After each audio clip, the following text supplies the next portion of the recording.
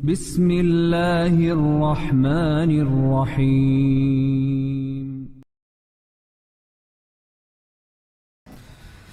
بسم الله الرحمن الرحيم. السلام عليكم ورحمة الله وبركاته.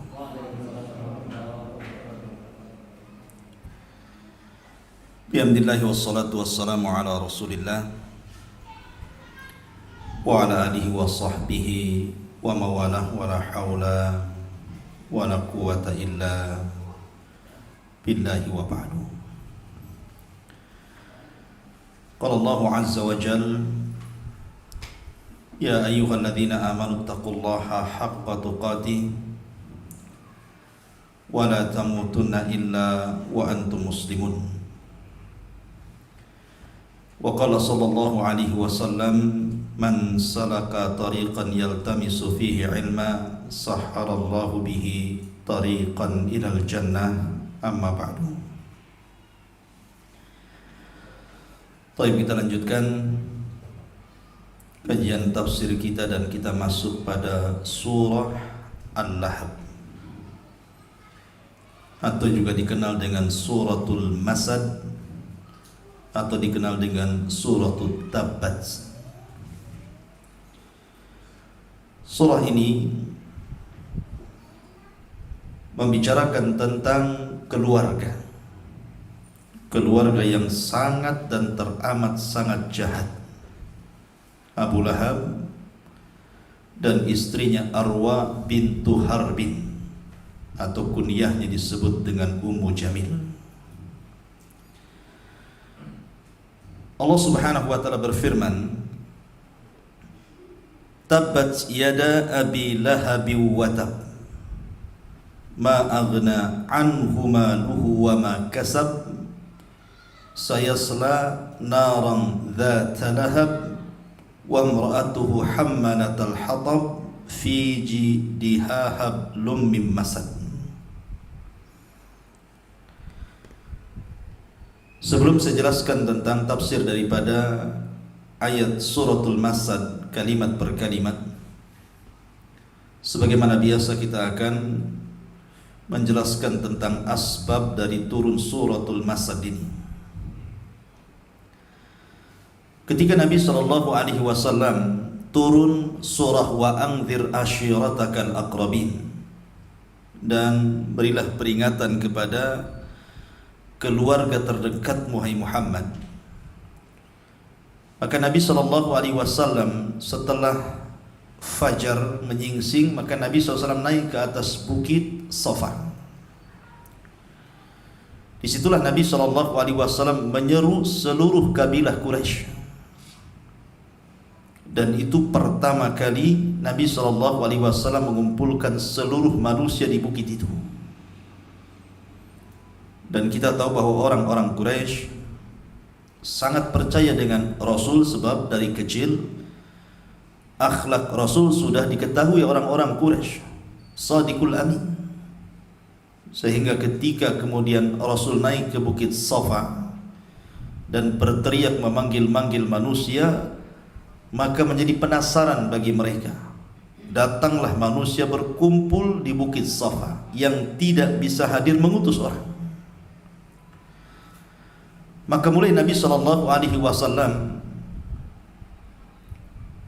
meyakinkan tentang akhlak dia di hadapan orang-orang Quraisy ketika itu. Kata Nabi SAW, ara'aitum, bagaimana pendapat kalian, in kana min wara'i hadzal jabal, kalau di belakang bukit ini, diisyaratkan kepada Gunung Abi Kubais yang sekarang jadi istana raja, khailun musabbihukum wa mumasikum, ada tentara kuda yang sangat besar yang akan menyerang kalian di sore dan pagi hari kalian. Kalau saya katakan ini, percaya enggak kalian?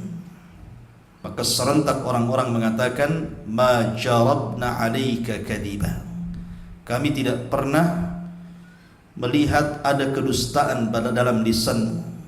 Artinya dari sampai sini mereka masih yakin dengan Rasul, percaya dengan Rasul. Ketika Nabi SAW mulai mengajak manusia ke dalam tauhid dan mengatakan, ya ayyuhan nas qulu la ilaha illallah tuflihu. Dalam riwayat, qulu la ilaha illallah tamliku bainal arabi wal a'jam. Wahai manusia, katakanlah bahwa tidak ada sesembahan yang berhak disembah kecuali Allah, maka kalian akan selamat. Bahkan kalian akan menguasai bangsa Arab secara keseluruhan, bahkan bangsa non-Arab.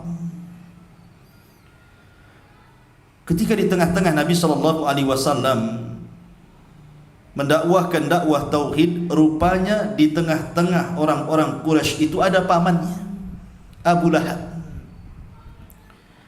Tiba-tiba dia berteriak dan mengatakan, tabban laka ya Muhammad sa'iral yawm. Celaka wahai engkau Muhammad seluruh hari ini. Alihadza jama'tana. Oh, untuk ini kau kumpulkan kami semua.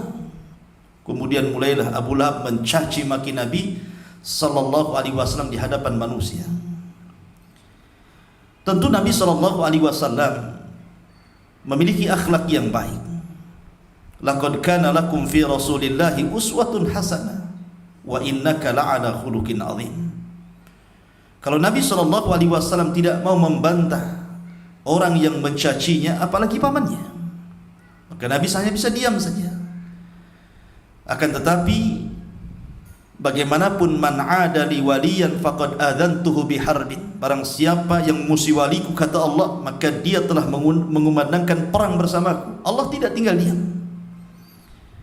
Karena innallaha yudafi'u 'anil ladzina amanu. Allah akan berusaha menolong orang-orang yang beriman. Maka Allah turunkan Jibril. Ketika itu turun Jibril kepada Nabi SAW. Kemudian Jibril membacakan ayat suratul Masad di telinga Rasul, dan diperintahkan Rasul untuk membaca ayat ini di tengah-tengah manusia. Tiba-tiba Nabi SAW, setelah Abu Lahab diam, kata Nabi SAW, a'udzu billahi minasyaitonir rajim, tabbat yada abi lahab wa tab. Tabbat yada abi lahab wa tab. Tabbat artinya kecelakaan, kerugian. Yada seluruh amalan Abi Lahab. Karena amal itu dalam bahasa Arab diibaratkan tangan, karena yang banyak beramal itu kan tangan. Artinya seluruh amalan Abi Lahab dari atas kepala sampai kaki, tabat, semuanya hancur. Subhanallah. Kalimat tabba itu kalimat mukjizat bahasa Arab. Termasuk mukjizat bahasa Arab itu adalah kalimat tabba. Bagaimanapun antum membalik kalimat itu, artinya sama. Antum mau baca tabba, antum mau baca batta, sama saja artinya. Karena tabba artinya khasir, kerugian. Kalau tabbat artinya juga sama. Jadi mau dibolak-balik pun sama saja artinya. Kecelakaan, kerugian, seluruh amal Abi Lahab. Wa tab, di sini ada penguat, dan pasti rugi. Ma'agna anhu maluhu wa ma kasab. Ma'agna, tidaklah bermanfaat bagi Abi Lahab hartanya dan seluruh keturunannya. Sayasla naran dzata lahab, bahkan dia akan dimasukkan ke dalam api yang menyala. Wa imra'atuhu, dan wanita Abi Lahab, istrinya Arwa bintu Harbin, juga sama. Hammalatal hatab, pembawa kayu bakar. Fi jidiha hablum mim masad, yang di lehernya terdapat sabut dari kelapa. Ma'asyiral muslimin yang dimuliakan Allah Azza wa Jalla, ketika Nabi SAW membacakan ayat ini kan ayat yang pertama kali didengar oleh orang-orang Quraisy. Sebelumnya orang-orang Quraisy tidak pernah mendengar Al-Quran. Inilah surat pertama yang didengar oleh orang-orang Quraisy masalahnya. Dan orang-orang Quraisy menyangka bahwa Nabi SAW sedang membacakan penggalan syair, bukan Al-Quran, karena mereka tidak pernah mendengar Quran. Disangkanya itu penggalan syair. Dan syair dalam dunia Arab ketika itu suka dinukil-nukilkan, suka dibaca, suka dibicarakan. Maka syair itu kalau di sekarang itu sama dengan media, sama dengan YouTube, sama dengan televisi, sama dengan radio. Itulah media. Jadi kalau orang kemudian merangkai syair, maka syair itu akan mudah untuk dihafal kemudian menyebar kemana-mana. Maka kemudian setelah Nabi SAW membacakan ayat ini, langsung dihafal manusia. Bubarlah manusia. Akhirnya mereka membaca surah Tabat di rumah-rumah mereka, di pasar-pasar mereka, di perkumpulan mereka. Celakanya mungkin seorang musafir yang dari jauh ke Mekah kemudian hafal, kemudian pulang membaca lagi pula di rumahnya. Bayangkan bagaimana Abu Lahab dihinakan di permulaan. Lah ketika itu Arwah bintu Harbin itu kan tidak hadir dalam pertemuan itu, tidak ikut terlibat, maksudnya istri Abu Lahab itu. Mendengar suaminya dijelek-jelekan dengan turunnya Tabbat Yadah ini, marah dia. Akhirnya kemudian dia membawa batu untuk mencari Nabi SAW. Datanglah Ummu Jamil ke Ka'bah. Ketika itu Rasul sedang duduk bersama Abu Bakar. Abu Bakar sudah ketakutan itu, karena Ummu Jamil itu bukan wanita biasa, itu wanita bangsawan. Dia saudari daripada Abu Sufyan, pemimpin Arab. Jadi wanita bangsawan gitu. Di tangannya ada batu. Ini sudah Abu Bakar sudah nyangka ini pasti akan berbuat jahat nih. Subhanallah. Ketika Nabi SAW tepat berada di hadapan Ummu Jamil ini, istri daripada Abu Lahab, Allah butakan matanya. Ummu Jamil tidak melihat Rasul, yang dilihat Abu Bakar di sampingnya saja. Kemudian Ummu Jamil mengatakan kepada Abu Bakar, "Aina sahibu?" Wahai Abu Bakar, di mana tu kawanmu? Maksudnya Muhammad. Abu Bakar bingung, ada di sampingnya. Tapi Nabi SAW hanya mengisyaratkan saja. Kemudian Abu Bakar mengatakan, "Untuk apa kau cari Muhammad SAW?" Maka Ummu Jamil mengatakan, "Balaghani annahu yahjuni." Telah sampai berita kepadaku dia mencela diriku, karena dalam surah Tabat dibawa-bawa namanya, wa mar'atu hammalatal hatab. Kemudian dia mengatakan, "La in ra'aituhu," kalau aku melihat dia, maksudnya Muhammad itu, "la aqamnahu bihadal fihrifa," aku akan lempar batu ini untuk menyumpal lisannya, mulutnya. Mau dilempar sama batu mulutnya. Kemudian dia membacakan syair, "Mudhammaman abaina wa amrahu qalaina," dan begitu seterusnya. Kemudian pergi. Abu Lahab, Abu Bakar bingung, kenapa Ummu Jamil tidak melihat Rasul pada di depannya. Maka Nabi SAW mengatakan, "Ya Aba Bakrin a'mallahu basaraha." Wahai Abu Bakar, Allah butakan matanya sehingga dia tidak bisa melihat diriku. Dari sini ma'asyiral muslimin yang dimuliakan Allah Azza wa Jalla, bagaimana awal permulaan Abu Lahab dan cacian Abu Lahab kepada Nabi SAW, dan dia orang yang pertama sebelum ada orang Quraisy yang menentang dakwah Rasul. Subhanallah, Rasul diuji dengan diberi musuh pertama justru pamannya sendiri, bukan orang lain. Dan kita katakan tidak heran kalau Abu Lahab itu mencela Nabi SAW, karena memang permusuhan Abu Lahab kepada Rasul luar biasa. Maka kita akan kenal siapa Abu Lahab ini sebenarnya, dan bagaimana bisa turun ayat ini, dan apa maksud ayat ini kepada Abu Lahab. Abu Lahab itu kunyah. Dalam Islam itu ada al-ismu, ada al-kunyatu, ada al-laqabu. Ada nama, ada kunyah, ada laqab. Nama ma'ruf, nama saya Ajat Sudrajat. Kunyahnya Abu Humairah. Nama dan kunyah ini sebuah keagungan. Tapi laqab itu berbeda. Laqab itu biasanya untuk merendahkan. Makanya Allah mengatakan, "Wala tanabazu bil alqab." Jangan kalian merendahkan orang lain dengan laqab. Laqab, orangnya pendek akhirnya si pendek, gitu ya. Orangnya gemuk si bulat. Nah itu lakob itu. Orangnya pincang ya si pincang. Itu nggak boleh merendahkan orang itu kalau lakob itu. Tapi kalau kunyah ini kebanggaan. Orang Arab kalau membanggakan diri maka dia akan mengkunyah dirinya. Maka Abu Lahab itu kunyah. Kenapa disebut Abu Lahab? Ikhtalafal ulama berselisih pendapat kenapa Abu Lahab diberikan kunyah dengan Abu Lahab. Namanya kan bukan Abu Lahab. Namanya Abdul Uzza ibn Abdul Muttalib ibn Hashim ibn Abdul Manaf. Itu namanya Abdul Uzza. Adapun Abu Lahab itu kunyah. Kenapa disebut Lahab? Lahab itu kan cahaya yang keluar dari api. Kalau antum nyalakan api kemudian terang, itu disebut lahab. Kenapa disebut itu? Karena Abu Lahab itu orangnya ganteng. Orangnya ganteng, orangnya bersih, dan orangnya kaya. Kalau dia pakai kendaraan, dia tidak mau mengendarai kendaraan yang biasa. Dia pasti pakai kendaraan yang bagus, unta merah gitu ya.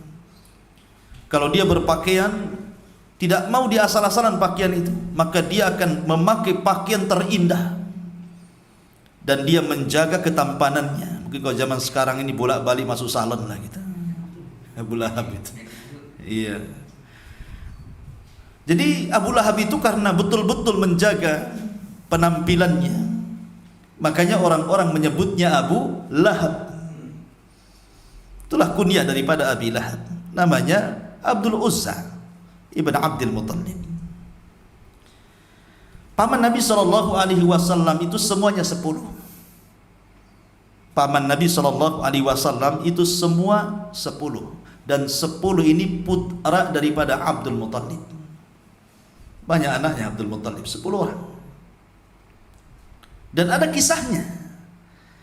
Jadi Abdul Muttalib itu disebut sahibu ma'i Zamzam.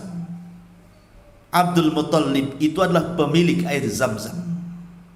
Karena ketika Abdul Muttalib ini tidur di sekitar Mekah, tiba-tiba bermimpi. Dalam mimpinya dia melihat burung sedang mematuk-matuk pasir di tengah padang pasir.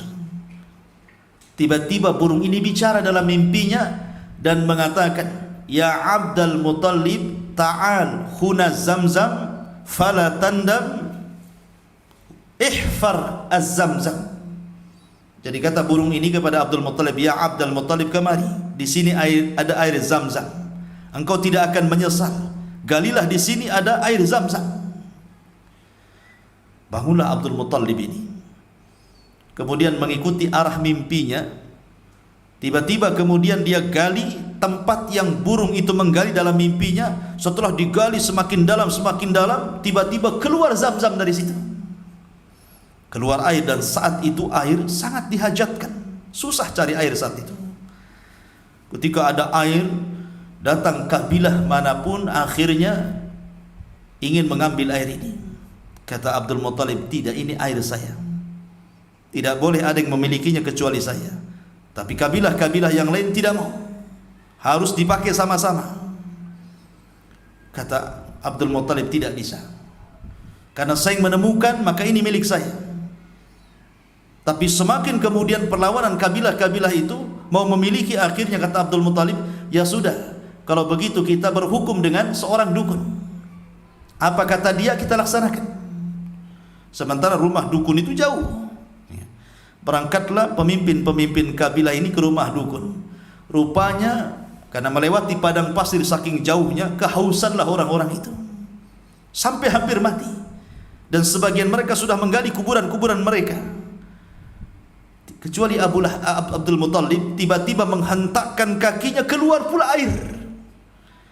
Akhirnya kemudian mereka pun bisa minum daripada air yang dihentakkan kaki Abdul Muttalib, dan mereka selamat dari kematian.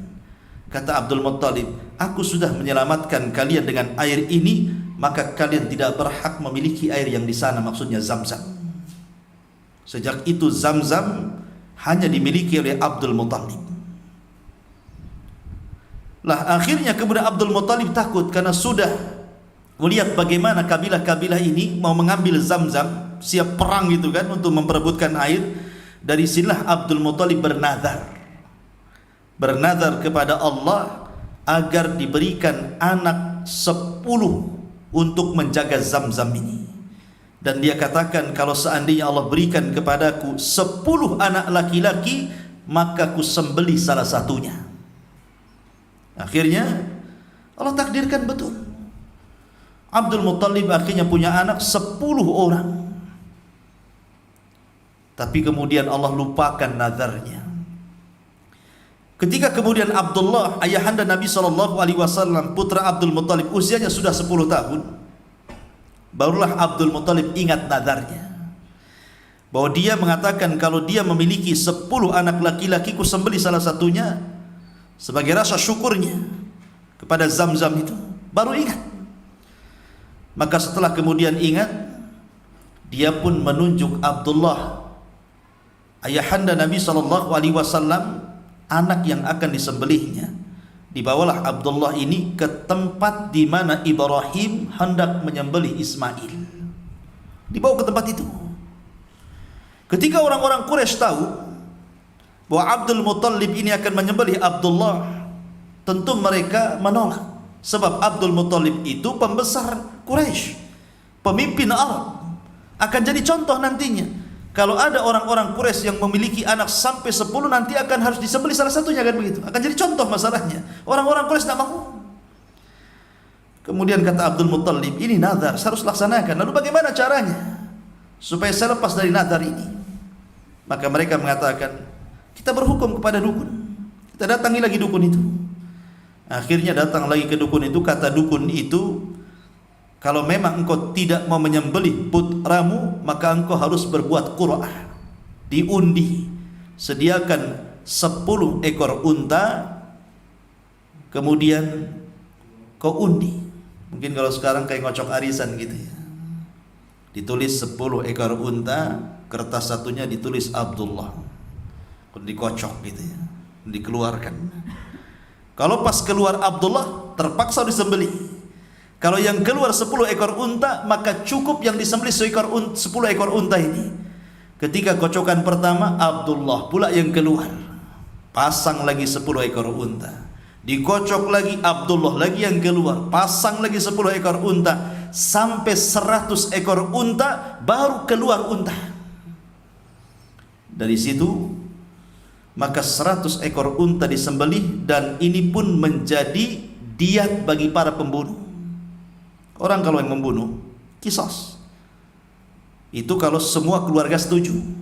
Tapi kalau tidak semua keluarga setuju, maka tidak boleh qisas. Berarti bayar diat 100 ekor unta. Jadi qisas itu tidak sembarang. Umpamanya saya keluarga 10 orang. Kalau sepakat 10 orang ini mengatakan dia harus qisas karena dia sudah membunuh satu di antara keluarga kami, maka dia harus dibunuh. Berarti tegak qisas itu. Kenapa? Karena sepakat semua keluarga. Tapi kalau 9 orang sepakat, satu tidak bisa qisas. Berarti harus beralih kepada hukum Islam yang kedua, dari qisas ke diat. Dan diatnya pembunuh itu dia harus membayar 100 ekor unta kepada korban. Nah, ketika sudah disembeli, karena Abdul Muttalib itu kan peternak unta. Makanya kalau saya cerita kepada antum cerita Abraha ketika hendak menyerang Ka'bah. Abraha itu kan mencuri untanya Abdul Muttalib kan, 200 ekor unta.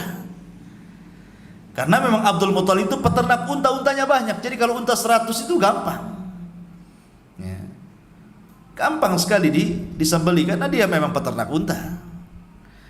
Jadi setelah kemudian disembeli 100 ekor unta ini, maka selamatlah Abdullah. Dari sinilah maka Nabi SAW disebut Ibnu Adz-Dzabi, anak dari orang tua yang akan disembeli, Abdullah. Ya. Intinya bahwa Abdul Muttalib itu punya anak 10. Tetapi dari 10 anak ini, yang hidup sampai Nabi diangkat menjadi Nabi dan Rasul cuma 4 saja, yang 6 meninggal. Pertama, Abu Lahab. Yang kedua Abu Talib. Yang ketiga Hamzah. Dan yang keempat Abbas. Ini 4 paman yang menyaksikan diangkatnya Nabi menjadi Nabi dan Rasul.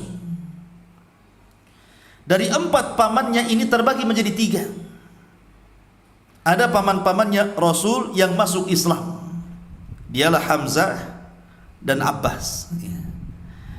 Yang kedua ada pamannya yang tidak masuk Islam, tetapi seluruh hidupnya untuk membela Islam, Abu Talib.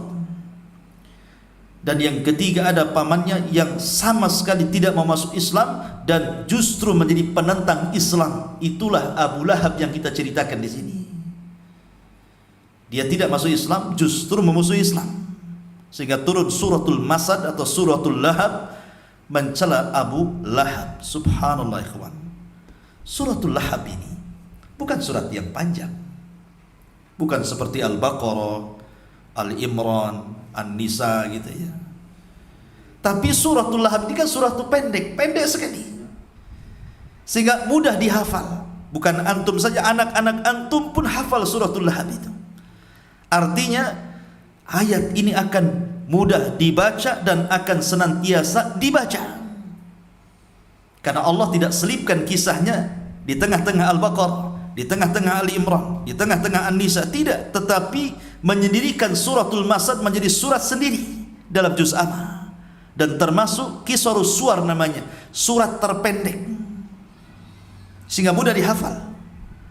Subhanallah ya, setiap hari kita mendengar imam membaca Tabbat Siada. Bahkan ini surat favorit antum dalam solat-solat antum. Tabbat Siada, itu lagi Tabbat Siada, Tabbat.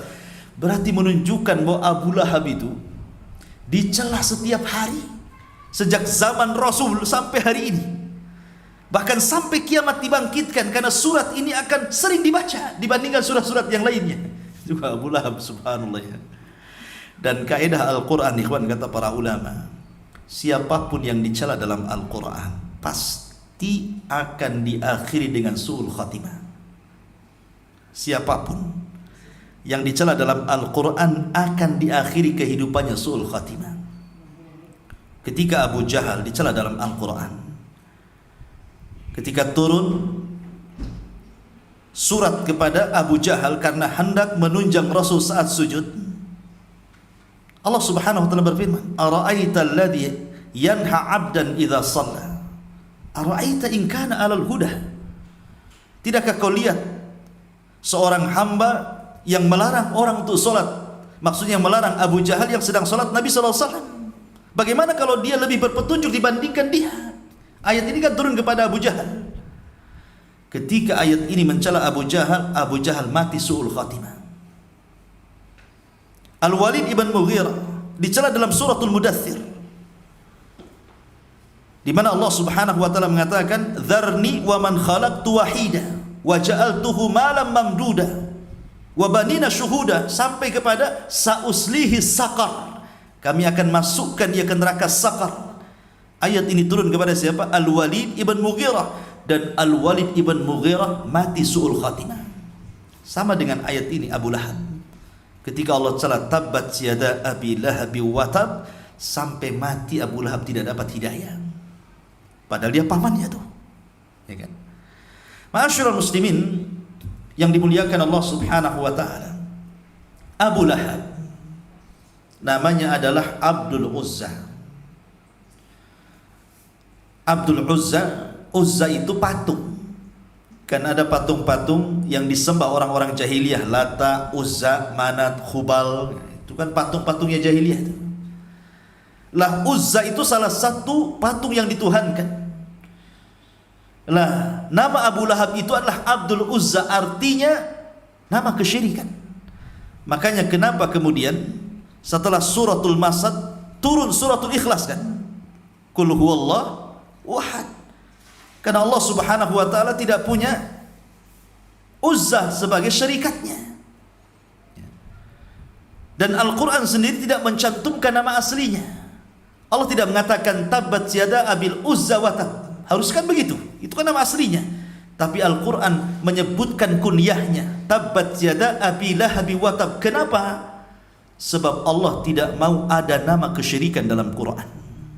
Karena Abdul Uzza nama syirik, hamba Uzza, sementara Allah subhanahu wa ta'ala tidak punya syarikat dengan Uzza. Walam yakun lahu kufuwan ahad. Makanya Allah tidak mau nama kesyirikan ada dalam Quran. Makanya Allah tidak menyebut nama aslinya tabbat yada abil Uzza, tetapi Allah ambil kunyahnya, tabbat yada abil lahab wa tab. Faedah yang kedua, ketika Allah subhanahu wa ta'ala tidak menyebut namanya, hanya menyebut kunyahnya, cerita Abu Lahab tidak sampai di zaman itu saja, tapi akan datang dan lahir Abu Lahab yang semisal dengan Abu Lahab di zaman itu sampai hari ini, bahkan sampai kiamat dibangkitkan. Abu Lahab bukan satu, Abu Lahab banyak. Yang menentang dakwah Rasul itu akan banyak. Maka siapapun yang menentang dakwah Rasul, kita katakan dia Abu Lahab. Dia Abu Lahab. Tapi kalau seandainya Allah subhanahu wa ta'ala tidak menyebutkan kunyahnya, hanya menyebutkan namanya tabbat yada abil Uzza wa tab, berarti ketika Abil Uzza meninggal, sampai di sini ceritanya, tidak akan ada Abil Uzza lagi. Tapi ketika menyebutkan kunyahnya, maka akan lahir Abu Lahab yang semisal dia sampai hari ini, bahkan sampai kiamat dibangkitkan. Itulah faedahnya. Ma'asyiral muslimin yang dimuliakan Allah Azza wa Jalla, Abu Lahab ini memiliki istri namanya Arwa bintu Harbin.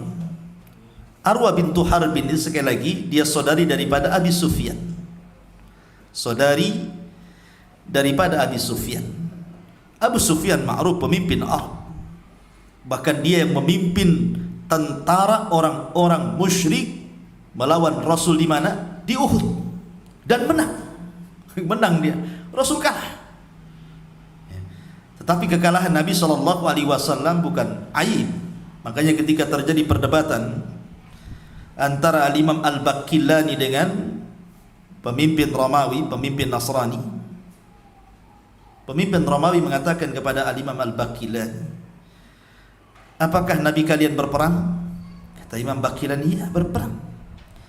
Apakah menang dalam peperangan? Ya, menang dalam peperangan. Apakah juga kalah? Ya, kalah. Bagaimana mungkin Nabi kalah, katanya. Harusnya Nabi itu menang, kan ada mukjizat dia. Kata Al-Baqillani kepada Raja Nasrani mengatakan, lalu bagaimana dengan Isa? Kenapa bisa disalib? Bagaimana mungkin Nabi disalib? Gitu. Dibalikkan gitu. Ya kan?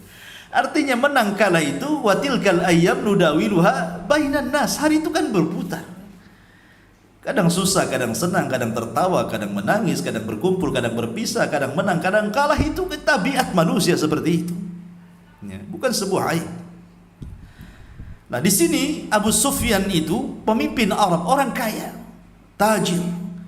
Nah, saudarinya namanya Arwa bintu Harbin menikah dengan Abu Lahab, karena Abu Lahab sekali lagi orangnya ganteng. Ya, orangnya parlente bahasa kita. Pakai baju bagus, kendaraan bagus, karena dia kaya masalahnya. Dan di zaman itu orang kaya menikah dengan orang kaya. Walaupun berbeda suku kan. Abu Lahab ini dari Bani Abdul Manaf, bukan. Sementara Arwa bintu Harbin dari Bani Mahzum, dari kabilahnya Abu Jahal. Tetapi menikah Abu Lahab dengan Arwa bintu Harbin, dan dua-duanya menjadi musuh Nabi SAW, bahkan simbol permusuhan antara syirik dan tauhid. Abu Lahab dan Arwa bintu Harbin.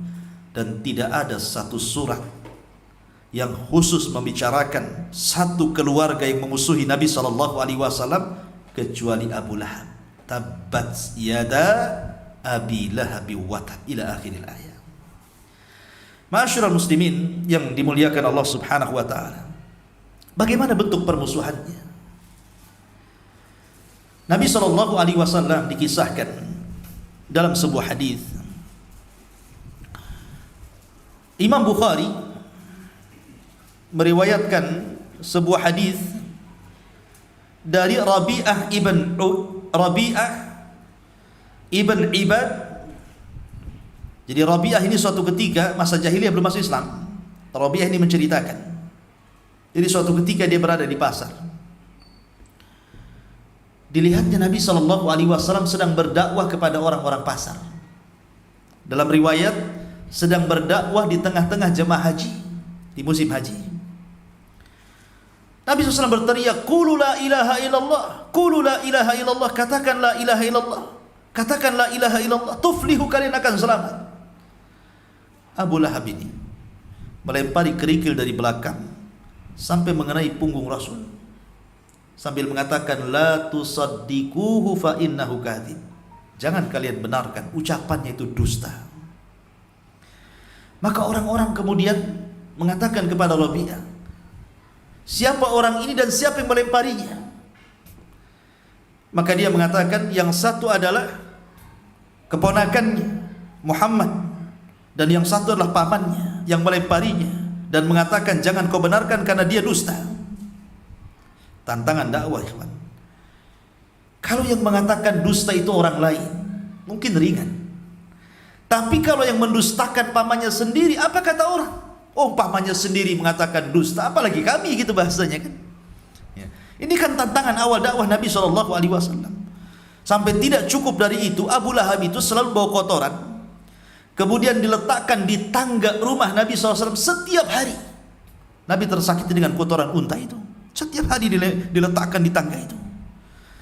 Sampai kadang Nabi SAW bersedih. Sampai suatu ketika dia berteriak dan mengatakan, "Apakah tetangga yang seperti ini yang berlaku kebaikan kepada tetangganya?" Karena di zaman itu manusia suka menghormati tetangga walaupun jahiliyah. "Apakah begini menjadi seorang tetangga?" kata Nabi SAW. Maka terdengarlah keluhan Nabi SAW kepada Hamzah ketika itu. Dan Hamzah itu asadullah. Dia kalau berburu, yang diburu bukan kijang gitu, yang diburu macan, yang diburu singa gitu, maka disebut asadullah begitu ya. Ketika dia mendengar seperti itu, marah dia. Padahal ketika itu dia belum masuk Islam. Hamzah itu belum masuk Islam. Tetapi melihat keponakannya dihinakan oleh keluarganya sendiri, Abu Lahab, marah dia. Diambilnya kotoran itu, dicarinya Abu Lahab, kemudian setelah ketemu dilemparkan ke kepalanya. Apa seperti ini kau jadi tetangga yang baik, katanya. Wa ana ala dini Muhammad, sementara aku berada di agama Muhammad. Padahal dia belum masuk Islam, tapi sudah mengatakan seperti itu karena saking jengkelnya gitu kan. Ini penghinaan masalahnya. Walaupun belakangan Hamzah kemudian masuk Islam ya. Intinya bahwa Abu Lahab seperti itu. Cukup sampai di sini? Tidak. Bahkan ketika perang Badar, Abu Lahab ini kan pengecut. Dia tidak ikut dalam perang Badar bersama orang-orang musyrik. Dia nyewa orang untuk berangkat ke Badar. Kamu saya bayar, kau ikut sana perang lawan Muhammad itu. Jadi sampai seperti itu. Cukup sampai di sini? Tidak. Abu Lahab itu kan punya putra. Putra-putra beliau itu ada 4. Utbah ibn Abi Lahab, kemudian Utaibah ibn Abi Lahab, kemudian Mu'tab ibn Abi Lahab, dan yang terakhir perempuan namanya Dzurrah bintu Abi Lahab. Lah 2 putra Abi Lahab ini, Utbah dan Utaibah, itu menikahi 2 putri Nabi SAW sebelum beliau diangkat jadi Nabi dan Rasul. Salah satu di antara mereka menikahi Ruqayyah, putri Rasul, dan yang lainnya menikahi Ummu Kulthum. Lihat, sebenarnya kemuliaan ya kan. Utbah dan Utaibah menikah 2 putri Rasul. Tetapi Allah Subhanahu wa ta'ala takdirkan keduanya belum menggauli keduanya. Hanya dinikahkan, kemudian keduanya safar ke Syam dalam rangka untuk berniaga. Lah, ketika mereka berada di Syam, Utbah dan Utaibah ini, disitulah Nabi SAW diangkat menjadi Nabi dan Rasul. Mereka tidak tahu. Sepulangnya mereka, tiba-tiba keduanya sudah melihat permusuhan ayahnya dengan Nabi SAW. Maka datang saja, keduanya duduk di kursi, Maka Arwa bintu Harbin istri Abu Lahab mengatakan, ra'si wa ra'sukum haram. Kepalaku dan kepala kalian berdua haram jika di rumah ini masih ada Ruqayyah dan Ummu Kulthum. Ceraikan keduanya. Untuk menyakiti Rasul. Maka akhirnya kemudian Utaibah mengembalikan mengembalikan Ummu Kulthum kepada Nabi sallallahu alaihi wasallam dan menceraikannya. Tapi Utbah ini dia agak sangar sedikit. Dia ingin menunjukkan supaya bangga di hadapan bapaknya. Dia datang kepada Nabi sallallahu alaihi wasallam dan mengatakan, "Ya Muhammad, aku ceraikan putrimu." Setelah itu kemudian dia meludahi Rasul dari jarak dekat. Tapi ludah itu tidak kena. Meludahi seorang nabi, ikhwan, ini sebuah jarimah, kriminal. Maka Nabi SAW murka, kemudian berdoa kepada Allah, Allahumma sallit alaika kalbun min kilabik. Ya Allah, utus kepada orang ini anjing dari anjing-anjingmu, kata Rasul. Oh, bayangkan, Nabi kalau sudah berdoa mustajab. Pulanglah Utbah ini bercerita kepada ayahnya bahwa dia didoakan oleh Nabi SAW bahwa Allahumma sallit alaihi kalbun min kilabi. Ya Allah, utuslah kepada orang ini anjing dari anjing-anjingmu. Mendengar ini Abu Lahab ketakutan tuh, karena dia tahu bahwa doanya Rasul pasti mustajab tuh, walaupun dia masih jahiliyah. Maka keesokan harinya ketika hendak berangkat ke Syam berdagang, dia kumpulkan kawan-kawannya dan dia terngiang dengan doa Nabi SAW dan mengatakan, jaga putraku. Seolah-olah dia yakin. Berangkatlah orang ini ke Syam. Dan Allah takdirkan ketika sampai di perbatasan Syam, mereka sedang istirahat di bawah pohon. Ketika Utbah bangun, rupanya ada singa di hadapannya, langsung kemudian menerkamnya sehingga terputus kepala dari badannya. Sehingga ketika singa itu menerkam lehernya, dia sempat berbicara dan mengatakan, qatalani Muhammad katanya. Muhammad sedang membunuhku, Muhammad sedang membunuh. Di mana? Rasul di Madinah, ini di Syam. Kan gitu. Tapi begitulah ikhwatu fillah azab Allah Subhanahu wa taala, siapapun yang menghina Rasulnya, menghina walinya, maka Allah Subhanahu wa taala kumandangkan perang bersamanya. Tabbat yada Abi Lahab wa tab. Ma aghna anhu maluhu wa ma kasab. Tidak bermanfaat hartanya, wa ma kasab, dan apa yang ia usahakan dari anak-anaknya. Begini ikhwan, sirru tughyan, rahasia orang bisa berbuat zalim, ataupun rahasia orang bisa berbuat jahat ataupun melampaui batas, itu salah satunya karena harta. Makanya Allah mengatakan, kalla innal insana la yatgha an ra'ahu istaghna. Manusia itu mudah melampaui batas, melakukan kezaliman apabila Allah lebihkan dia dari harta. Orang kalau sudah banyak fulusnya, gitu ya. Orang kalau sudah banyak uangnya, kaya raya, pasti congkak dia, pasti sombong. Apalagi kemudian mendapatkan pangkat, jabatan dan kedudukan, makin sombong. Itulah rahasia kejahatan orang itu ada di harta. Makanya Rasul mengatakan, malun saleh li rajulin saleh. Harta yang baik itu kalau yang megang orang baik, sama dengan harta yang buruk itu kalau yang memegang orang jahat. Maka harta itu siapa yang memegangnya? Kalau dia orang baik, maka akan dibelanjakan kepada yang baik. Kalau dia orang jahat, pasti dibelanjakan kepada yang jahat. Abu Lahab ini, seluruh kekayaannya digunakan untuk memusuhi Nabi SAW. Makanya ketika kemudian manusia membicarakan soal dia, saya selana rong dzatalah, bahwa dia akan dimasukkan ke neraka yang menyala-nyala apinya, dia kumpulkan sahabat-sahabatnya dan mengatakan, in kana ma qala Muhammadun la sadiq, kalau seandainya apa yang dikatakan Muhammad itu benar, saya akan dimasukkan ke dalam neraka yang menyala-nyala. Tenang saja, hartaku banyak, katanya, anak-anakku sukses-sukses, mereka akan menjadi tebusan bagiku. Ketika dia mengatakan seperti itu, maka Allah katakan, ma agna anhu maluhu wa ma kasab. Tidak manfaat harta dan juga anak-anaknya. Yauma la yanfa'u malun wa la banun illa man atallaha biqalbin salim. Karena pada hari di mana tidak bermanfaat harta dan kekayaan. Yang bermanfaat itu orang yang datang kepada Allah dengan membawa hati yang selamat, kata Allah. Ma aghna anhu maluhu wa ma kasab. Sayasla naran dzata lahab. Sayasla naran dzata lahab, bahwa Abu Lahab sudah dipastikan akan masuk ke neraka yang menyala-nyala. Artinya bahwa ini vonis dari Allah. Maka ketika kita katakan Abu Lahab di neraka, boleh, karena Allah yang mengatakan sayasla naran dzata lahab. Tapi orang-orang yang tidak diponis, jangan kemudian kita ponis. Ya, karena memfonis orang masuk neraka bukan hak wewenang kita. Makanya di zaman Bani Israel ada dua orang bersaudara. Yang satunya ahli ibadah, yang satunya ahli maksiat. Yang ahli ibadah tiap hari ngasih nasihat, tobatlah kau udah kelamaan maksiat, katanya. Tetapi dia tidak mau tobat juga. Sampai akhirnya karena tiap hari nasihati, marahlah si kawan yang maksiat ini dan mengatakan, apakah Allah sengaja mengutus kamu untuk menjadi raqib? Maksudnya mengawasi aku terus, gitu ya.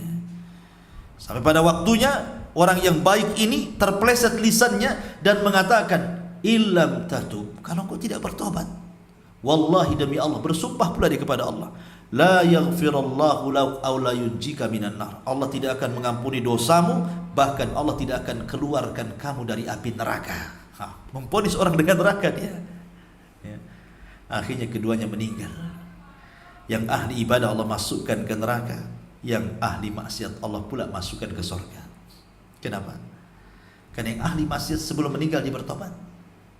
Yang ahli ibadah dia tidak mencabut kata-katanya yang melewati batas takdir Allah Azza wa Jalla. Akhirnya dia masuk ke neraka gara-gara dosa lisannya. Enggak boleh kita memponis orang masuk neraka. Karena itu ponis itu hak Allah. Sama dengan mengatakan fulan kafir, tidak boleh. Kecuali yang dikafirkan oleh Al-Quran dan Sunnah. Seperti Al-Quran mengatakan Yahudi kafir, ya kita katakan Yahudi kafir. Seperti mengatakan Nasrani kafir, ya kita katakan Nasrani kafir. Karena Quran yang mengatakan lam yakunil ladzina kafaru min ahlil kitab, kan itu. Tapi kalau Quran dan Sunnah tidak mengkafirkan, jangan coba-coba mengkafir kafirkan orang. Karena manhaj kita bukan manhaj takfir. Maka ketika Allah mengatakan sayasla naran dzata lahab, maka kita katakan Abu Lahab di neraka. Enggak apa-apa, karena ada ayatnya. Ya. Kemudian Allah mengatakan wa imra'atuhu hammalatal hatab. Arwa bintu Harbin itu kan istri daripada Abu Lahab, tapi Quran tidak menyebutkan wa zaujatuhu. Harusnya kan wa zaujatuhu. Istri dalam bahasa Arab itu zauja. Kalau imra'atun itu wanita, wanita bisa siapa saja. Ya. Kenapa Al-Quran mengistilahkan dengan kalimat imra'ah, bukan zauja? Tentu ada maksudnya. Sama ketika Allah Subhanahu wa ta'ala menyebutkan istri Lut dan istri Nuh menggunakan kalimat imra'ah. Daraballahu masalan lilladzina kafaru ra'ata Nuhin wa ra'ata Lut. Tidak disebut zaujatun Nuh atau zaujatul Lut, kan? Kenapa? Karena keduanya sebenarnya tidak pernah ada ketenangan di rumah itu. Lain dengan Nabi SAW. Kul ya ayyuhan nabi kul li azwajika wa banatika wa nisa'il muslimin, kan itu ya. Katakan kepada azwaj, istri-istrimu, bukan kepada wanita, bukan begitu. Kenapa? Karena Nabi SAW dan istri-istrinya itu dalam rumah itu ada mawaddah, ada sakinah, ada rahmah. Tapi ketika Al-Quran itu menyebut kalimat imra'ah, berarti sebenarnya di dalam rumah tangga Abu Lahab itu tidak ada mawaddah, tidak ada sakinah, tidak ada rahmah. Sama dengan keluarga Lut dan keluarga Nuh. Karena dua istri ini semua kufur. Nuh istrinya kufur, Lut istrinya kufur. Tidak ada mawaddah lagi. Lah sebenarnya antara Abu Lahab dengan Ummu Jamil atau Arwa bintu Harbin itu tidak harmonis keluarganya, selalu bertengkar, itu maksudnya. Apalagi di luar. Makanya Allah Subhanahu wa ta'ala tidak menyebutkan wa zaujatuhu, tetapi Allah menyebutkan wa mra'atuhu. Ya. Wa mra'atu seolah-olah bukan istrinya, wanita lain, padahal itu istrinya, kan itu. menunjukkan bahwa sebenarnya keluarga Abu Lahab itu tidak ada ketenangan di dalam rumah itu. Mereka ribut terus. Karena kalau keluarga ikhwan sudah tidak beres, pasti persoalan di luar tidak akan beres. Coba antum kalau bertengkar dengan istri antum, pusing antum. Pusing enggak? Atau senang? Jadi lagi. Pasti pusing lah kan. Bertengkar dengan istri pusing.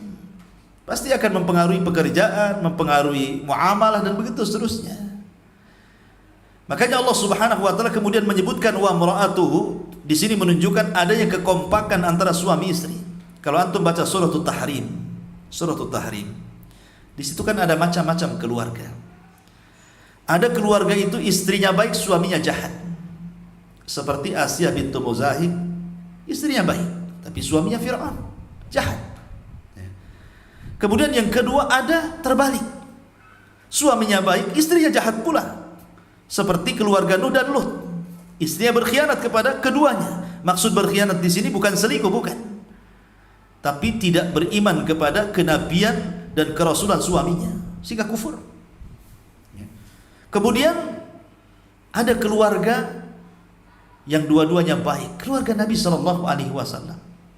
Tapi ada juga yang dua-duanya jahat seperti keluarga Abu Lahab ini. Dua-duanya jahat. Suaminya jahat, istrinya pun jahat. Begitulah Allah Subhanahu wa taala mengatakan al-khabithatu lil khabithin. Wanita-wanita jahat itu untuk laki-laki yang jahat juga. Tapi laki-laki yang baik untuk wanita yang baik. Wat-tayyibina lit-tayyibat.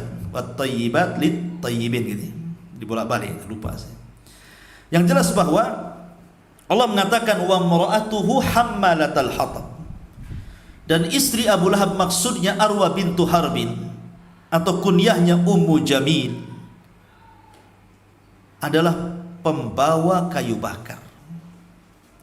Ada yang mengatakan bahwa kalimat pembawa kayu bakar ini dibawa kepada makna hakikat, ada juga dibawa kepada makna majaz. Adapun dibawa kepada makna hakikat, memang dia nyuruh orang untuk mengambil pohon-pohon yang berduri, seperti pohon bidara itu kan banyak durinya tuh. Pohon bidara itu durinya banyak. Dan di zaman itu jarang orang pakai sandal. Sandal itu mahal di zaman itu. Mereka kalau pakai sandal itu untuk safar saja. Jadi kebanyakan mereka nyeker gitu. Sama ketika antum masih kecil, masih SD lah kan itu. Kadang-kadang lebih sayang sepatunya dibandingkan kakinya, dijinjing gitu. Gitu kan? Jadi ini mana nih lebih sayang sepatunya daripada kakinya. Kalau becek itu kadang-kadang lepas dijinjing pula gitu. Kakinya nggak sayang dia lebih sayang sepatunya. Nah di zaman, apalagi di zaman Rasul gitu kan, sandal sepatu itu sesuatu yang sangat berharga sekali. Sehingga kalau umpamanya berjalan itu tanpa sandal, tiba-tiba kemudian di situ ada pohon-pohon berduri di malam hari, pasti akan tersakiti dengan itu. Lah itu kerjaannya Ummu Jamil tuh, menyakiti Nabi SAW. Ataupun makna majaz. Maksudnya di sini hammalatal hatab, di sini artinya kesana kemari mengadu domba, menyebarkan gosip, mungkin bahasa kitanya. Dan perempuan kalau sudah gosip itu luar biasa. Berita di sini sudah sampai ke Batam Center, dari Batam Center sudah sampai ke Batu Haji, dari Batu Haji nyebrang pula ke Tanjung Pinang. Kan begitu ya, gosipnya perempuan. Tapi zaman dulu mungkin gosipnya agak lama nyebarnya. Kenapa? Karena belum ada WA, belum ada Instagram, belum ada Facebook ya kan. Jadi lama gitu nyebar gosip tuh, lama, dari mulut ke mulut, dari telinga ke telinga. Tapi zaman sekarang ini nggak usah nunggu minggu bulan buat gosip, nulis status langsung tersebar hari ini gosipnya itu. Subhanallah ya. Itulah yang dikatakan dalam hadis Nabi Shallallahu Alaihi Wasallam, wa rajulun yakdzib hatta balagal ufuq, katanya. Seorang laki-laki yang berdusta sampai dustanya ini melambung ke ufuk sana. Kan ada yang diadab. Ketika Nabi SAW kemudian melihat azab kubur, ada orang yang kemudian diterlentangkan, kemudian berdiri orang yang membawa pisau berbentuk cerulit itu. Kemudian orang ini digantung, kakinya di atas, kepalanya di bawah. Setelah itu dimasukkan cerulitnya kan, disobek sampai ke tengkuknya. Kemudian diganti sebelah kirinya, disobek sampai ke tengkuknya. Kemudian dicongkel matanya, disobek sampai ke tengkuknya, sampai rusak wajahnya. Sehingga Rasul mengatakan, "Mahadan, kenapa azabnya orang ini? Ngeri kali," kata Rasul. Kata Jibril, karena dia ketika di dunia dia berdusta sampai kedustaannya melambung ke ufuk. Maksudnya kedustaannya itu sampai kemana-mana. Di zaman Rasul menyebarkan dusta itu tidak mudah kan, karena bagaimanapun kalau tidak ada media, hanya dari orang ke orang, mulut ke mulut kan mungkin berhari-hari baru menyebar. Tapi di zaman sekarang untuk menyebar sebuah kedustaan 1 detik kita copy paste itu sudah kemana-mana tuh ya. Jadi hadis ini memang paling cocok dengan di zaman sekarang ini dibandingkan di zaman dulu prakteknya. Kembali bahwa pekerjaan dari Arwah bintu Harbin itu adalah menyebar fitnah. Apalagi dia orang berduit, dia orang kaya, dia orang terpandang, tentu punya pasukan. Mama nggak mungkin tidak punya pasukan. Dia bisa sanggup bayar. Tolong kau buat gosip tentang Muhammad, katakan Muhammad begini-begini. Kamu nih saya bayar. Kau ngomong begitu, mengadu domba ke sana kemari. Hammalatul hatab, pembawa kayu bakar, dibakarnya orang-orang itu supaya memburuk-burukan Nabi sallallahu alaihi wasallam. Bahkan dia punya perhiasan kalung di lehernya. Itu sampai kalung itu diambilnya, dijualnya hanya untuk membiayai memusuhi Nabi sallallahu alaihi wasallam. Makanya sebagai balasannya fi jidihahab lum mim masad. Maka di akhirat kelak akan ada sabut kelapa yang dibakar oleh api kemudian dikalungkan di lehernya. Karena al jazau min jinsil amal, balasan itu disesuaikan dengan amalannya. Ketika dia menjadikan kalung sebagai modal dana untuk memusuhi Rasul, maka kelak akan dikalungkan dari api neraka oleh Allah Subhanahu wa taala. Inilah suratul Masad. Suratul Masad dan akan dibaca sampai kiamat dibangkitkan. Walaupun kemudian 3 anak Abi Lahab belakangan setelah Fathu Mekah semua masuk Islam. Taibah, Utbah, Dzurrah bintu Abi Lahab semua masuk Islam setelah Fathu Mekah. Tetapi 3 orang, Abu Lahab, istrinya Arwah bintu Harbin dan Utbah, mereka mati di atas kekufuran dan su'ul khatimah. Ini diantara kisah Abu Lahab yang terdapat dalam suratul Lahab. Bagaimana wafatnya Abu Lahab? Ma'asyiral muslimin yang dimuliakan Allah Azza wa Jalla. Ada yang mengatakan wafatnya Abu Lahab itu ketika perang Badar. Allah menangkan kaum muslimin. Dan perang Badar itu pemicunya adalah Abi Sufyan, suami ataupun saudara daripada istrinya Abi Lahab. Itulah pemicunya. Karena ketika Nabi mendengar bahwa Abu Sufyan membawa kafilah dagang dari Syam dibawa ke Mekah, Rasul ingin mengambil kafilah dagang itu sebagai balasan ketika sahabat hijrah dari Mekah ke Madinah, hartanya diambil orang Quraisy. Makanya al-jaza min jinsil amal. Harta ini harus kita ambil sebagai balasan mereka mengambil harta kita dulu waktu hijrah, kata Rasul. Rupanya Abi Sufyan mendengar kabar berita bahwa akan ada penyerangan kepadanya, maka segera dia menyewa seorang laki-laki namanya Dhamdham, pemacu kuda tercepat kala itu, untuk memberitahu orang-orang yang di Mekah bahwa dia akan diserang. Maka mendengar hal itu Abu Jahal bangkit, kemudian membawa pasukan besar untuk menyelamatkan Abu Sufyan, rupanya berjumpa di Badar. Ketika itu Rasul tidak tahu bahkan akan melawan pasukan sebanyak itu, karena niatnya tidak hendak berperang di Badar, tetapi hendak mengambil hartanya Abu Sufyan. Makanya ketika itu Rasul tidak banyak membawa orang, hanya 300 orang saja. Sementara Abu Lahab membawa 1000 lebih. Maka Nabi SAW wajar kalau seandainya di malam hari ketika keesokan harinya terjadi perang Badar, ada kekhawatiran manusiawi, sehingga dia berdoa kepada Allah Subhanahu wa taala, in tahlik hadil isabah falan tu'bad abada. Ya Allah, kalau kau hancurkan kelompok yang sedikit, kau tidak akan ada yang menyembah lagi. Akhirnya Allah Subhanahu wa taala kirim bantuan, 5.000 malaikat turun dipimpin Jibril, dan mereka hanya bisa dilihat oleh orang kafir tetapi tidak bisa dilihat kaum muslimin. Tunggang langgang orang kafir mengalami kekalahan, 70 orang kena tawanan.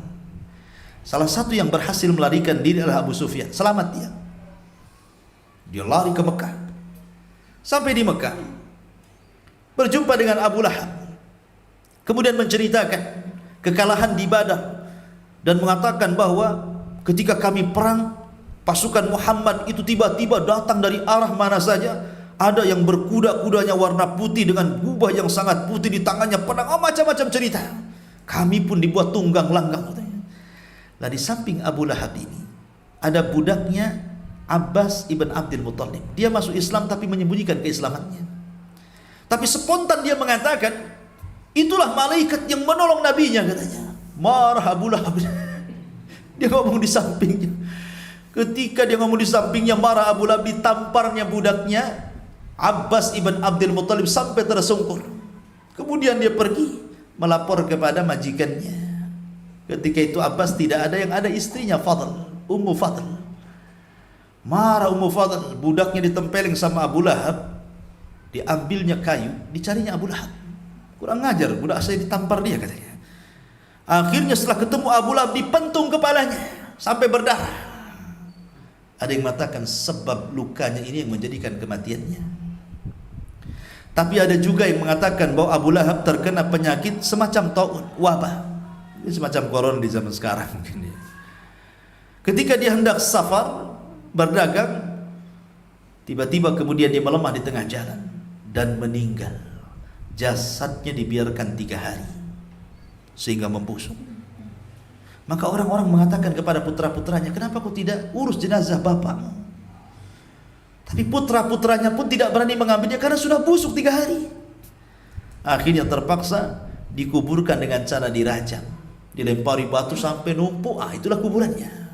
Lihat bagaimana Allah Subhanahu wa ta'ala hinakan Abu Lahab dengan kematian su'ul khotimah dan cara penguburan yang luar biasa dihinakan. Sama dengan Abu Rughal. Abu Rughal itu adalah petunjuk ataupun yang menunjuk jalannya Abraha ke Ka'bah. Jadi Abraha ini kan lewat ke Taif. Orang-orang Taif kaget. Dia dikhawatirkan Abraha menyerang Taif, sementara di Taif itu ada Ka'bah, patungnya Lata yang disembah oleh orang-orang Taif. Kata orang Taif kepada Abraha, ya Abraha, kamu jangan menyerang Ka'bah kami. Yang kau maksudkan bukan Ka'bah kami, maksudnya Ka'bahnya Lata. Yang kau maksudkan di sana Ka'bahnya, katanya. Aku akan berikan petunjuk jalan kepadamu. Maka diutuslah seorang laki-laki namanya Abu Rughal untuk menunjukkan Abraha ke tempat Ka'bah. Berangkat Abraha dengan Abu Rughal ini. Di tengah jalan Abu Rughal kemudian meninggal karena dia sudah mengkhianati bangsa Arab, menunjuk jalannya Abraha menuju Ka'bah. Maka sampai hari ini kuburan Abu Rughal itu dilempari batu. Pengkhianat gitu kan. Itulah kematiannya seperti itu. Lah Abu Lahab itu juga sama, dikubur dengan cara dilempari batu, kayak orang dirajam. Ya. Maka dari sini menunjukkan bahwa betapa ngerinya kematian Abu Lahab, dan itu balasan bagi orang yang menghina Nabi sallallahu alaihi wasallam. Wallahu a'lam. Ini di antara tafsir surah Al-Masad. Taib, sebelum saya tutup silahkan kalau ada yang mau bertanya, silahkan bertanya, baik ikhwan ataupun akhwat.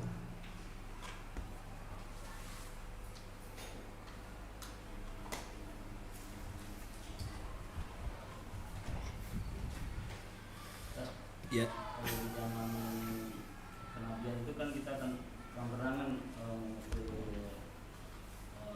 kalau zaman sekarang tuh konteksnya dengan sekarang tuh ada cara kita itu yang mirip-mirip memusuhi Rasulullah.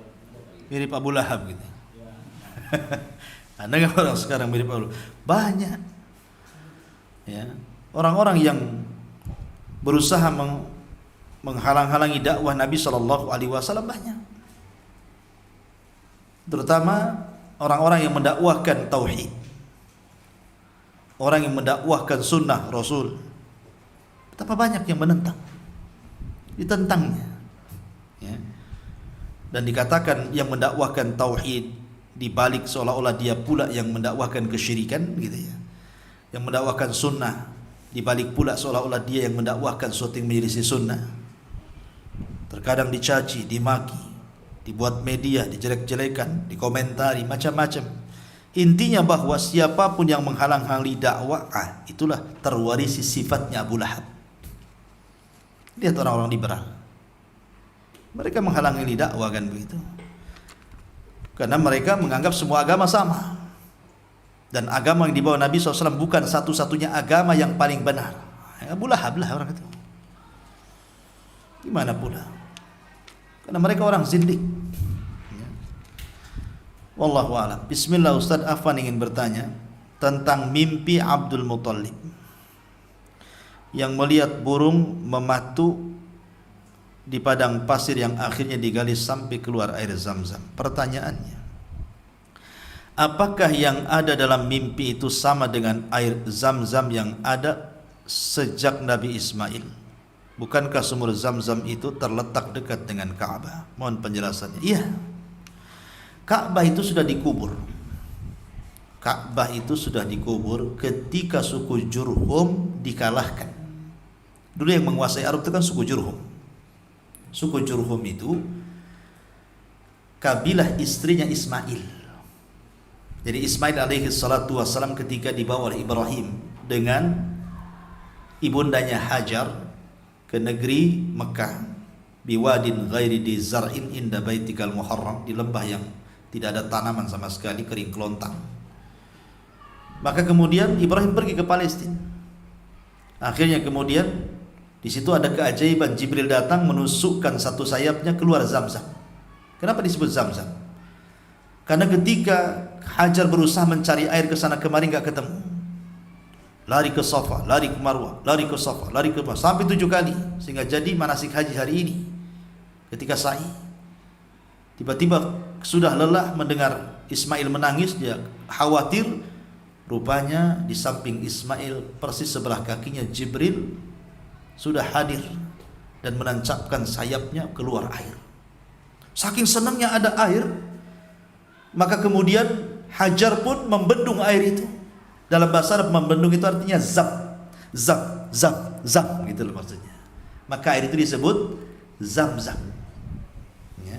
Jadi karena takut airnya ke sana kemari dikumpulkan tuh. Ya kan? Saking senang ya kan? Zam, zam, zam, zam. Ya, akhirnya jadi ma'u Zam-Zam. Air itu disebut Zam-Zam. Lah ketika Ismail membesar, kemudian ibundanya meninggal, maka dia menikah dengan wanita Jurhum. Wanita Jurhum itu suku yang pertama kali lewat di situ mencari air. Banyak ada air Zam-Zam, di situ ada seorang wanita dan anak kecil. Akhirnya mereka barter dengan menukar makanan, sementara Ismail dan Hajar menukar air. Awalnya cuma barter itu saja, belakangan mereka minta izin untuk bertenda di situ. 1 tenda, 2 tenda, 4 tenda, akhirnya jadi perkampungan. Dan mereka suku Jurhum dari Yaman. Maka ketika itulah Ismail belajar bahasa Arab dari kabilah Jurhum. Makanya Ismail disebut musta'arab, bukan orang Arab tapi fasih berbahasa Arab karena belajar dari suku Arab namanya Jurhum. Lah ketika besar menikahlah Ismail dengan salah satu putri daripada suku Jurhum itu. Tetapi karena akhlak istri pertama tidak baik, diceraikannya atas perintah Ibrahim. Kemudian menikah lagi dengan wanita yang kedua dan berakhlak saleh, dan Ibrahim mengatakan jangan kau ceraikan, ini istrimu yang kedua baik. Maka dari keturunannya sampailah ke Adnan, Adnan sampai ke Abdul Manaf, Abdul Manaf punya anak Hashim, Hashim punya anak Abdul Muthalib, Syaibatul Hamdi, kemudian punya anak Abdullah, dari Abdullah lahirlah Nabi SAW. Lah ketika itu yang menguasai bangsa Arab adalah suku Jurhum. Akhirnya suku Jurhum ini dikalahkan dengan kabilah lain. Lah salah satu untuk melumpuhkan suku Jurhum itu dengan cara apa? Sumber daya airnya itu ditutup supaya mereka tidak punya air. Karena ketika itu air berharga gitu. Maka ditutuplah oleh kabilah yang mengalahkan Jurhum itu untuk supaya suku Jurhum tidak punya apa-apa di situ, ditutup. Sejak itulah Zam-Zam tertutup. sampai akhirnya di zaman Abdul Muthalib. Baru kemudian dia bermimpi di tempat di mana Zam-Zam pernah keluar di dekat kakinya Ismail. Di situ sudah digali, maka keluarlah Zam-Zam. Ya Zam-Zam itu ya Zam-Zam di zaman Ismail. Ya, termasuk juga hari ini gitu, dan itu keajaiban dunia air Zam-Zam itu. Air Zam-Zam itu obat, ya kan?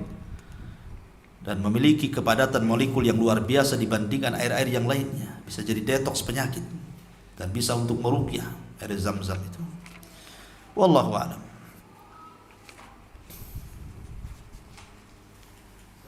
Ya. Siap. Waalaikumsalam. Iya. Enggak apa-apa.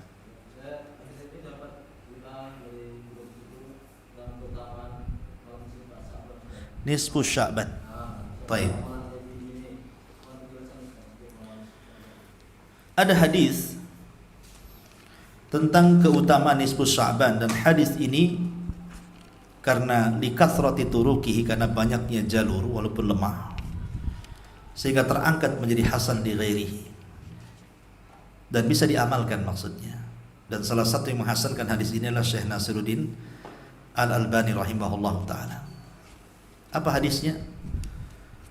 Nabi SAW mengatakan, innallaha ittala ala ibadihi, sesungguhnya Allah subhanahu wa ta'ala akan menampakkan kepada hambanya, artinya akan turun pada hambanya di pertengahan Sya'ban, di pertengahan Sya'ban, dan akan mengangkat seluruh amalan hambanya ke langit kecuali dua manusia, musyrik wal musakhin, seorang yang menyekutukan Allah dan orang yang dalam hatinya ada kedengkian. Makanya di bulan Sya'ban itu amalan yang paling penting, satu puasa, yang kedua membersihkan hati. Karena Sya'ban ini tempat pengangkatan amal catatan kebaikan kita selama setahun. Diangkat di bulan Sya'ban, di pertengahan nisfu Sya'ban. Diangkat amalan kita. Kecuali dua orang. Pertama, musyrik. Jelas, lain asyrakta la yahbatanna amaluka. Kalau engkau melakukan kesyirikan, hancur lebur. Apa yang mau diangkat? Lebur, amalannya tidak ada. Yang kedua, musyahid. Musyahid itu dengki, dan dengki itu sumbernya hasad. Dan hasad itu memakan kebaikan seperti kayu bakar termakan oleh api, kata Rasul. Sama-sama enggak ada kebaikannya, apa yang mau diangkat? Ya. Makanya di pertengahan bulan Sya'ban itu bersihkan hati. Adapun ibadah-ibadah yang khusus tidak ada. Semua hadis-hadis tentang ibadah-ibadah khusus di pertengahan nisfu Sya'ban, sebagian hadisnya maudhu, palsu. Sebagian hadisnya dhaif jiddan, tidak bisa diangkat, sehingga tidak perlu diamalkan. Maka mengacu kepada amalan umum. Maksudnya setiap amal kebaikan di bulan Sya'ban itu akan diangkat, sedekahnya, salatnya, puasanya, birrul walidainnya, berzikirnya, baca Qur'annya, begitu seterusnya. Amalan umum saja. Wallahu a'lam.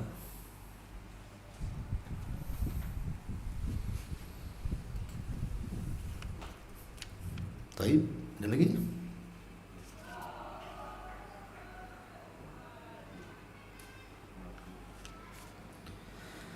Kalau nggak ada, kita tutup. Akhwat, tak ada? Mau tanya mimpi lagi? Kalau soal mimpi itu nggak perlu dipercaya 100%. Tapi ada mimpi-mimpi yang memang kalau ditakwilkan baik menjadi sebuah kenyataan. Seperti mimpinya siapa? Mimpinya Abu Hanifah ya. Mimpinya Abu Hanifah, pernah dengar kan antum mimpinya Abu Hanifah? Ketika dia bermimpi melihat ada pohon besar. Tiba-tiba di bawah pohon itu ada babi. Kemudian ranting pohon ini jatuh terkena pula kepala babi. Babinya terperanjat kemudian lari. Kemudian dah lari jauh, balik lagi pula dia duduk di pohon itu. Maka Abu Hanifah terperanjat bangun. Aneh nih mimpinya ini. Kok mimpinya kayak gitu pula katanya. mimpi babi. Akhirnya dia datang kepada Hammad gurunya, menceritakan soal mimpinya. Lah ketika itu Hammad bingung. Kenapa? Karena akan datang seorang zindik yang mengajak debat. Dan Hammad tidak mau berdebat orang-orang zindik soal ketuhanan, karena Tuhan tidak bisa dilihat, akan memfitnah manusia. Kata Abu Hanifah, subhanallah, aku baru tahu takwil mimpiku, katanya. Gak usah jawab Syekh, saya sudah tahu takwilnya, katanya. Kenapa, katanya Syekhnya Hammad? Kata Abu Hanifah, adapun pohon itu yang besar, yang rindang itu adalah syajaratul ilmi, pohonnya ilmu, dan itu engkau. Adapun babi itu si zindik itu, katanya, yang mau datang itu, katanya. Adapun ranting yang jatuh dari pohon mengenai kepala babi itu tuh aku yang akan mentung babi itu, katanya. Adapun babi sudah pergi balik lagi, dia tobat tuh gara-gara aku, katanya. Dia tawil mimpinya Abu Hanifah. Jazakallahu khairan. Wallahu a'lam.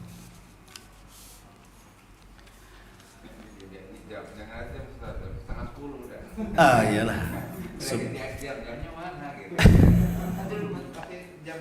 Ada itu sudah. Sudah malam. Subhanallah bihamdika, asyhadu an la ilaha illa anta, astaghfiruka wa atubu ilaik.